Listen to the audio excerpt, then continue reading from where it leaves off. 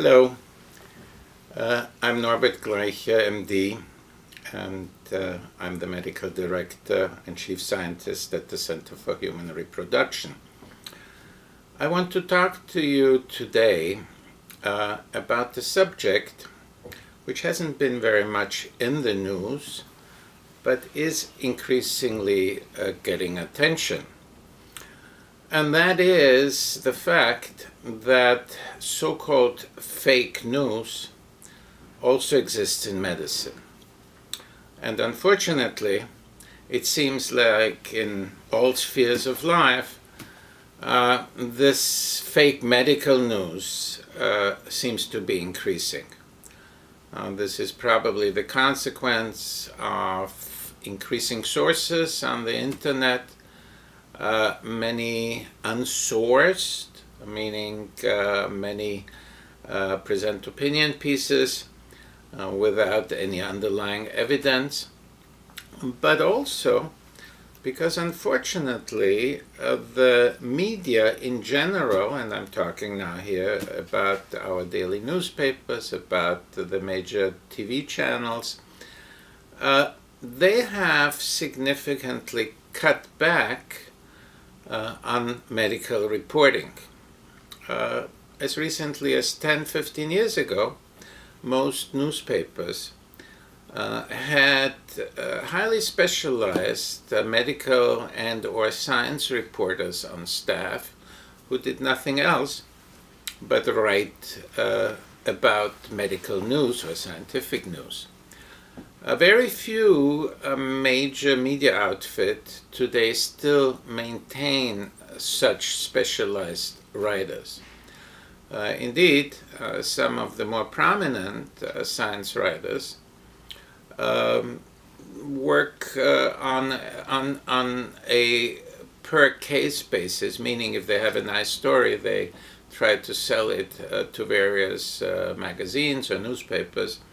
But they are usually not directly employed by papers. So budget cuts in the media, particularly in the print media, have completely changed the science reporting scene, and that includes reporting on new medical developments. In addition, we are facing somewhat of a publishing crisis also in the medical literature. More and more we see situations where sometimes even quite prominent investigators are discovered to have either withheld information in their papers about conflicts of interest, or sometimes even manipulated data. In other words, there's a credibility gap today also in medical publishing. Many economic relationships that are supposed to be disclosed, as quite a number of examples in recent weeks and months demonstrated, have not been disclosed as expected. And once again, surprisingly, some very, very prominent leaders in various medical specialties were amongst those who have been withholding relevant conflict information. And this obviously biases medical reporting. We are also witnessing this in our own specialty, where conflicts are not infrequently about. One of our leading medical journals has an editor who has very, very significant commercial conflicts with quite a number of papers that have appeared in the journal that he edits, sometimes even products in which he himself personally has economic interest.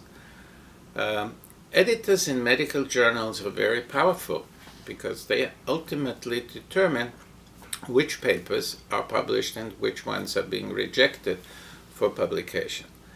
And therefore, they are particularly important in either introducing or, as one would expect, in preventing commercial biases to reach into the medical literature. Unfortunately, again, as a few examples, just in recent months have demonstrated, not only in the reproductive medicine literature, but also in dermatology and in other areas, very often those influences still creep into the medical journal publishing process.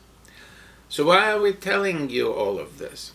We are telling you all of this because we want to direct your attention to the fact that even what is published needs to be viewed with great caution. When you read some grandiose new announcement, whether it is of a product or of a treatment or in any other ways related to medical care, consider it carefully. Look what the sources are. Look what the background information is that supports the claims. And be very careful in following those advices. Listen to your doctor. Thank you.